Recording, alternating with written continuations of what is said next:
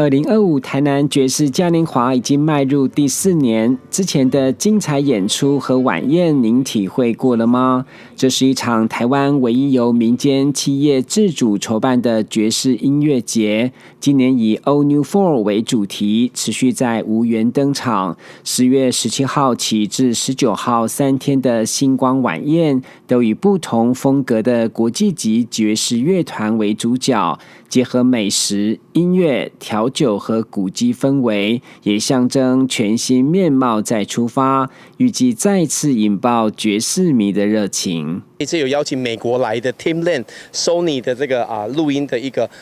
Sony 唱片发行的音乐家 Tim Lin， 他第一天晚上来晚宴演出。那第二天晚上是韩国现在最夯他常常上电视演出。然后呢，他的那个学生里面包括很有名的韩星这个 Maria Kim。那第3天晚上呢，是我们台湾的许崇玉 Vincent Xu 老师，3天晚上都是国际级的音乐家来台南这边。那的餐饮的部分也有很多的突破，就是说，因为爵士嘉年华这几年其实在台南晚宴的形式有带起一种新的一种好像音乐的这种晚会，然后吃东西喝美酒。那今年的餐点再一次提升，我们第一次使用铁板烧。爵士嘉年华的热度可以持续延烧，包括和正丰集团、合通文化艺术基金会以及金利石安科技的力挺，都是展现在地情感，就如热销台美的鲜榨果汁班，多元创新和专业客制化。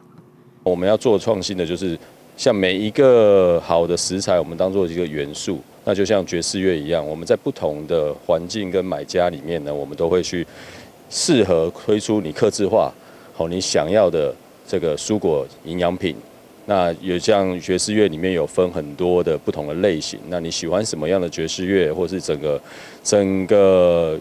晚上的过程当中，你会有接触不同的爵士的风格。台南爵士嘉年华年年精彩的演出和赞助商的回馈，都让主办单位辛苦的瞬间化为乌有，更转为续办的使命感。